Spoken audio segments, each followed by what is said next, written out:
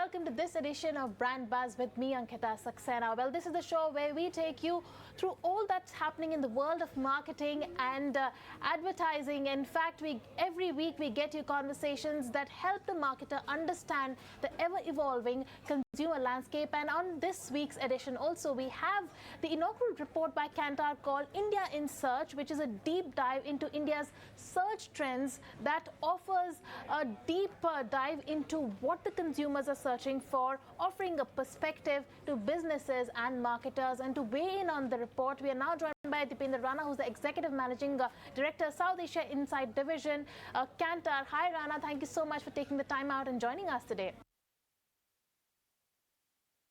Rana, right off the bat, tell us what are the highlights of the report? What is really India searching, and what are the top 5 highlights that have come out of this report?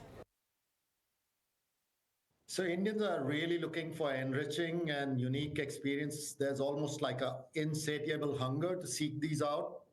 And that's why you see, rising popularity of searches for adventure. So we saw an increase of 134% in searches related to adventure, captivating sports events, right, including offbeat ones. So that's plus 17, offbeat travel destinations, plus 31, unique culinary explorations, plus 32. So you see this common thread, right, of a search for enriching and unique exploration. And there's also an aspect of information and education involved, in the sense of there's an interest in staying informed. So there's more searches for news and media, health and wellness related topics are up 21%. Or even something like, queries related to parenting. So if you look at the growth of nuclear families, you have less and less, aunts and mother-in-laws or mothers telling you what to do. So as young parents, you tend to turn to, the internet for information. So it's really, I think, a microcosm of the society and where we are heading. Rana, you mentioned a couple of trends there. Then tell us, what is the connection between these trends and the people who are driving these trends? Because it's a testament to the evolving, landscape of India's search behavior, which offers a deep perspective for businesses and marketers. So yeah, there's this search for, like, India is an aspiration-driven country, right? We just want to be doing better, being seen as doing better. And we always searching for a better everything, better value, right? So I'll give you an example.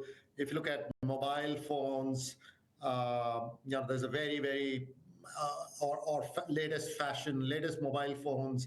This is some of the fastest growing sectors in terms of search. So there's 70% growth in queries. Or sneakerverse, right? Sneakers, 100% growth, with Indian brands like Comet actually seeing 4-digit growth percentages. Right, so these brands are not cheap, but they offer, style, they offer premium factor, but they do it with value, right? So we've been saying this all along, that we don't see a contradiction in India's search for value and India's search for premiumization, right?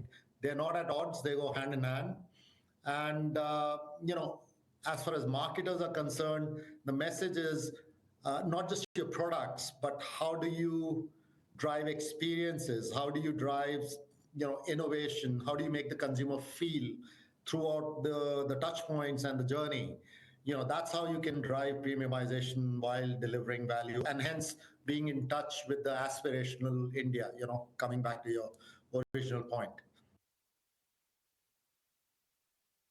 Right. So, Rana, from this report, what are the key takeaways for a marketer? What can a marketer derive out of these reports? What are the key consumer behaviors that really stand out? I mean, it's the whole idea is to look at the report, in the context of your category, but also look at it across categories. So what we look at is it's a convergence of people's search for brand experiences, informed by technology. The expectation of personalization kind of woven into every offering across categories, right? So just within, for example, mobile devices, there's an increase in interest for pro versions, right? Because the pro versions offer so much more. So while the overall increase in mobile devices is only 70%, like for pro devices, it's 420%, right? Um, and the urge to look, understand advanced mobile technologies, right?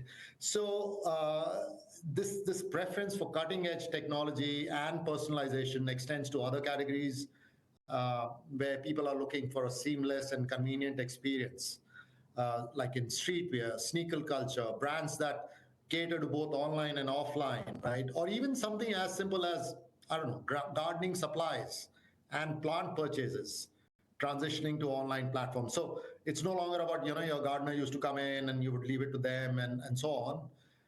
But also the search for, I think a bit of greenery in the middle of, everything crazy that's going on.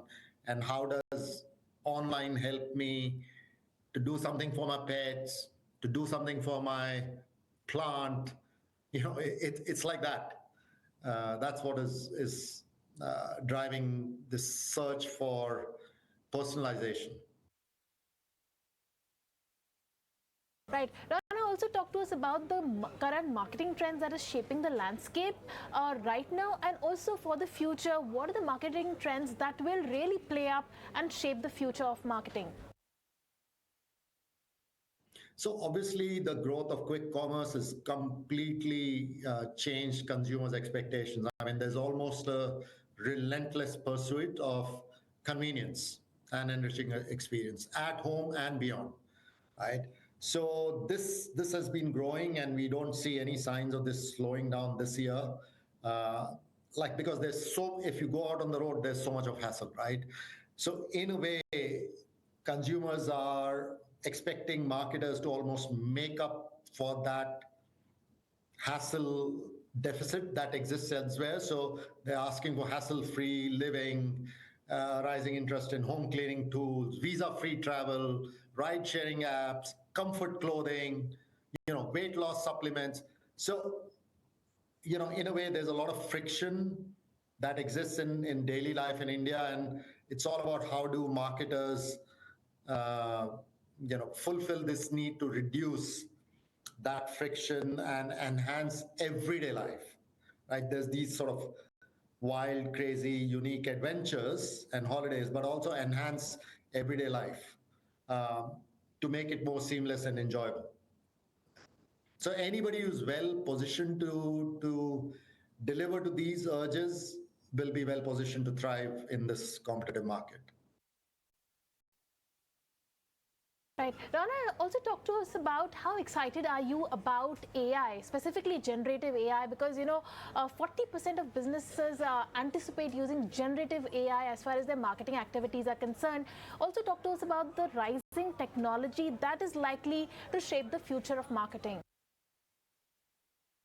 So absolutely, like in Kantar, we are very excited because we are going all in, and we have a big deal with Microsoft, which infuses everything we do with Gen AI and technology. And what we also did was we commissioned a survey among our marketers. So we spoke to top 50 CMOs and chief experience officers, media heads, insights heads, and we asked them to rate the impact of Gen AI today and also its future potential. So what we saw was, let's say on a rating of 10, the anticipation of future impact score was very high at 9.0. But if you look at the present impact is only 5.3, and the readiness level for both, either them as marketers or us as agencies, that's only around 5. So there's a gap, right? That there's a lot of potential, but much work remains to be done to unlock Gen AI's full potential. So if we look at the leading organizations, they're shifting from using AI for operational tasks to far more like strategic initiatives, right? Not just optimization, but genuinely linking to where do I find brand growth? Yeah, how do I stay ahead of consumer trends to almost anticipate them, where almost a consumer doesn't know what the AI data is telling that this is the future consumer need. And then, AI gives you the agility because when you do, for example, want to launch a new product now, your go-to-market can be, the whole innovation cycle can be way faster, right? So AI is enabling us to discover those consumer needs, but also deliver them at scale. But what you will see is finally everybody will have the tools, right?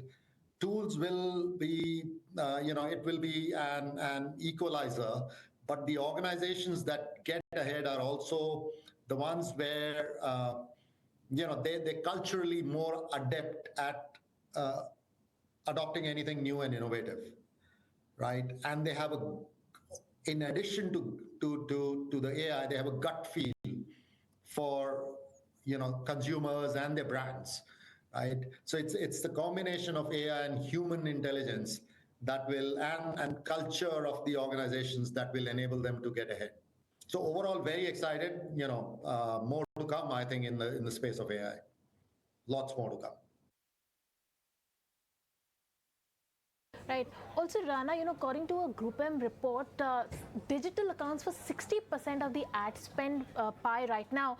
And given that influencer marketing is such a huge chunk of digital marketing, do you see the share increasing considerably given the regulatory constraints that we have on influencer marketing now? Also, what are the key things that marketers will really look for as far as influencer marketing is concerned? Because it's no longer just dependent on the number of followers someone has, the number of likes that one is getting.